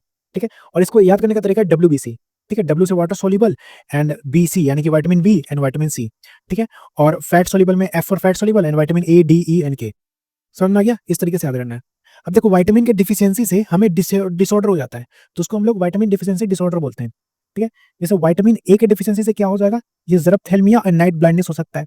ठीक है, विटामिन डी के डिफिशियंसी से क्या हो जाएगा, रिकेट्स जो कि चिल्ड्रन में होता है, एस्ट्रोमेलिशिया जो कि एडल्ट्स में होता है। ठीक है, दोनों आपके बोन रिलेटेड डिसऑर्डर है, हड्डियों से मतलब रिलेटेड डिसऑर्डर। ठीक है, विटामिन ई के डिफिशियंसी से क्या होगा, आरबीसी का जो फ्रेगिलिटी है वो इंक्रीज हो जाएगा एंड मसल वीकनेस हो जाएगा। ठीक है, विटामिन के डिफिशियंसी से क्या होगा, जो ब्लड क्लॉटिंग टाइम है वो इंक्रीज हो जाएगा। समझ में आ गया? ये सभी आपको याद करना है इसी तरीके से। देखो विटामिन B1 को हम लोग थायमीन बोलते हैं। ठीक है, इसके डिफिशियंसी से बेरी होता है। विटामिन B2 को राइबोफ्लेविन बोलते हैं, इसके डिफिशियंसी से cheilosis, digestive disorder and burning sensation हो सकता है। ठीक है, cheilosis, digestive disorder and burning sensation. Vitamin B6 को हम लोग पायरिडोक्सिन बोलते हैं। ठीक है, पायरिडोक्सिन के डिफिशियंसी से कन्वर्शन हो सकता है। ठीक है, विटामिन B6 के डिफिशियंसी से। देखो विटामिन B12 को हम लोग साइनोकोबालामिन बोलते हैं। विटामिन B12 में कोबाल्ट प्रेजेंट होता है और इसके डिफिशियंसी से प्रेनिशियस अनीमिया हो सकता है। ठीक है, यानी कि blood related disorder. Vitamin C को हम लोग एस्कॉर्बिक एसिड बोलते हैं। ठीक है, और इसके डिसऑर्डर से स्कर्वी हो सकता है। ठीक है, अच्छे तरीके से याद रखना इसको। तो डिसऑर्डर काफी इंपॉर्टेंट है और ये वाले टाइप्स इसके काफी इंपॉर्टेंट है। देखो वहीं पे यहाँ पे मैंने ये लिख दिया है।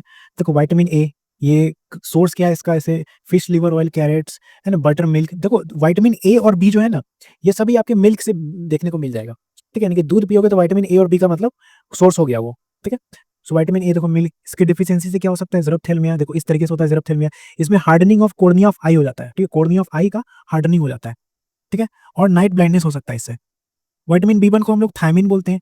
ठीक है, ये भी मिल्क से मिल जाएगा, इसके डिफिशियंसी से बेरी हो जाता है, यानी कि वही रिटार्ड ग्रोथ वगैरह हो जाएगा। ठीक है, विटामिन B2 को हम लोग राइबोफ्लेविन बोलते हैं, ये भी मिल्क से मिल जाएगा, इसके डिफिशियंसी से क्लेरोसिस। देखो इस तरीके से क्लेरोसिस हो जाता है, यानी कि fissuring at corner of mouth and lips. देखो माउथ एंड लिप्स के आसपास इस तरीके से हो जाएगा। ठीक है, और digestive disorder and burning sensation of skin हो जाता है इसके। ठीक है, विटामिन B2 के डिफिशियंसी से। विटामिन B6 को हम लोग पायरिडोक्सिन बोलते हैं। ठीक है, पायरिडोक्सिन ये भी मिल्क से मिल जाएगा एंड इसके डिफिशियंसी से कन्वर्शन हो जाता है। ठीक है, विटामिन B12 को हम लोग साइनोकोबाल्टामिन बोलते हैं। ठीक है, इसमें कोबाल्ट प्रेजेंट होता है, ये कर्ड से मिल जाएगा। ठीक है, इससे प्रीनिशियस अमीनिया हो जाता है। ठीक है, इसके डिफिशियंसी से, है ना, ये आरबीसी डेफिशिएंट, है ना, आरबीसी डेफिशिएंट इन हीमोग्लोबिन के कारण होता है। विटामिन सी को हम लोग एस्कॉर्बिक एसिड बोलते हैं। ठीक है, इससे स्कर्वी हो जाता है इसकी डिफिशियंसी से। ठीक है, इसके डिफिशियंसी से स्कर्वी हो जाएगा, इसको ब्लीडिंग गम्स बोलते हैं। ठीक है, इस तरीके से होता है आपके पास स्कर्वी। विटामिन डी काफी इंपॉर्टेंट है। ठीक है, ये सनलाइट से आपको मिल जाएगा विटामिन डी। ठीक है, सनलाइट, एग योक से आपको मिल जाएगा ये। ठीक है, इसके डिफिशियंसी से रिकेट्स एंड एस्टियोमलेशिया हो जाता है। जो रिकेट्स है ये चिल्ड्रंस में देखने को मिलता है, वही बोन रिलेटेड डिसऑर्डर है। एंड जो एस्टियोमलेशिया ये आपका एडल्ट में देखने को मिलता है, एडल्ट में आपके पास बोन्स वो सॉफ्ट हो जाता है कुछ इस तरीके से, और रिकेट्स आपके पास चिल्ड्रंस में देखने को मिलता है। विटामिन ई, विटामिन ई जो है ये जो फ्रेगिलिटी ऑफ आरबीसी उसको इंक्रीज कर देता है एंड मस्कुलर वीकनेस करवा देता है। ठीक है, विटामिन के ग्रीन वेजिटेबल से मिल जाएगा और ये ब्लड क्लोटिंग टाइम को ये इंक्रीज कर देता है। समझ में आया? ये काफी इंपॉर्टेंट था ये टेबल, अच्छे तरीके से इसको याद कर लो। ठीक है, नाउ नेक्स्ट है न्यूक्लिक एसिड। न्यूक्लिक एसिड अभी हम लोग यहाँ पे देख रहे हैं। तो देखो न्यूक्लिक एसिड या न्यूक्लियोटाइड बोल दो, न्यूक्लियोटाइड में क्या क्या होता है, इसमें शुगर, नाइट्रोजन बेस और फॉस्फोरिक एसिड होता है, याद रखना। कई बार यहाँ पे फॉस्फोरस देके फंसा देता है, तो फॉस्फोरिक होता है, इसको याद रखना।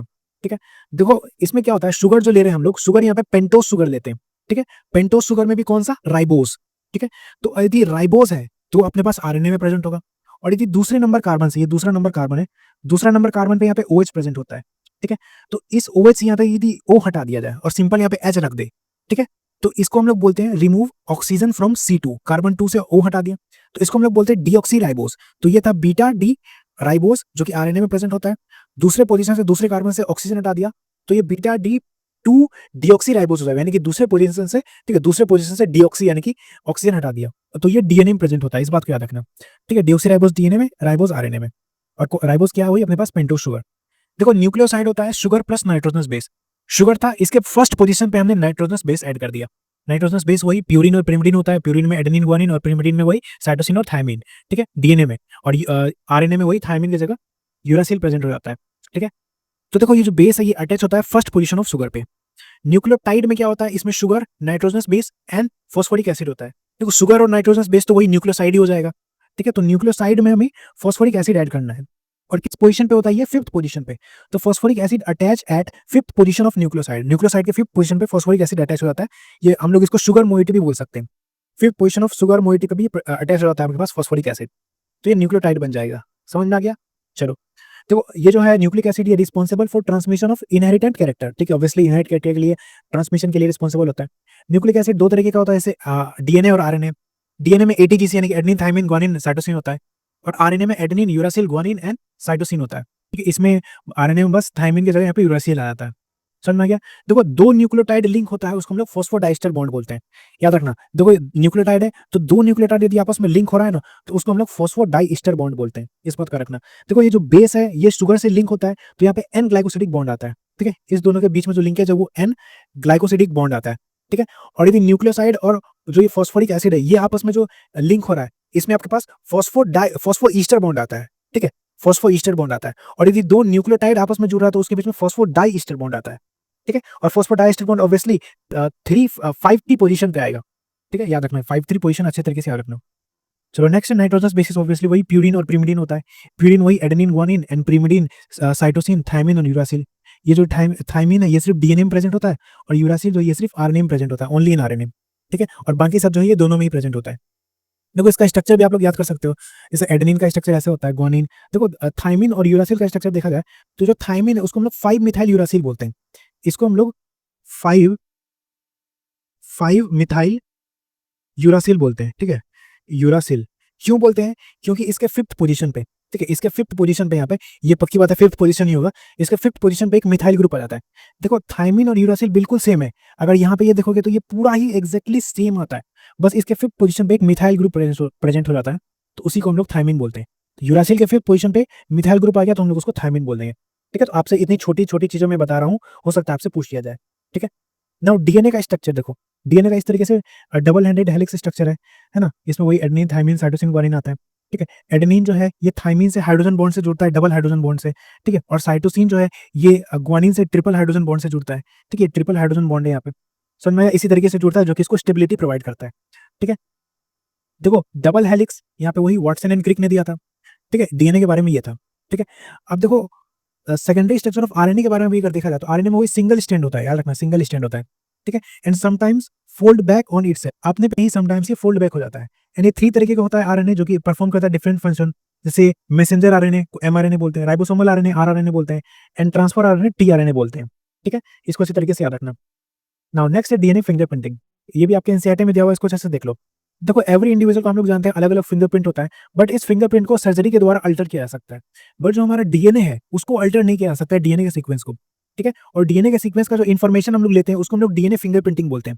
ठीक है, और डीएनए फिंगरप्रिंटिंग को किसी भी ट्रीटमेंट से अल्टर नहीं किया जा सकता है। ठीक है, ऑब्वियसली वही डीएनए का सीक्वेंस को, तो इसी का हम लोग इस्तेमाल करते हैं डीएनए फिंगरप्रिंटिंग, यानी कि डीएनए का सीक्वेंस ले लिया, यानी कि डीएनए का सिंपल ले लिया, फिर उसको हम लोग रीचेक करते हैं।